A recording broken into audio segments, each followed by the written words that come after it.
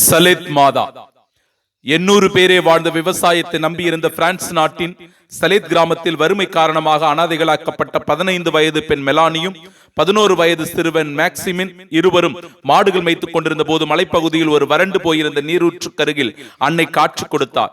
1846 ஆண்டு செப்டம்பர் மாதம் 19ஆம் நாள் சனிக்கிழமை என்று அளிக்கப்பட்ட இந்த காட்சியில் இம்மக்களின் ஒழுங்கற்ற வாழ்க்கை பற்றியும் இறைவனுக்கு முக்கியத்துவம் தராத போக்கு பற்றியும் அதனால் ஏற்பட போகும் துயர்கள் பற்றியும் அன்னை மரியாள் எச்சரிக்கை விடுத்தார். மாதா காட்சிக்கு பின்னர் சலேத்தில் மக்கள் கூட்டம் நீரூற்றை தேடி போயினர். காட்சிக்கு முன்பாக வறண்டு கிடந்த நீரூற்று காட்சிக்கு பின் வற்றாத ஜீவ நீரூற்று ஆகியது. அவ்விடத்தில் கணக்கற்ற புதுமைகள் நிகழ்ந்தன.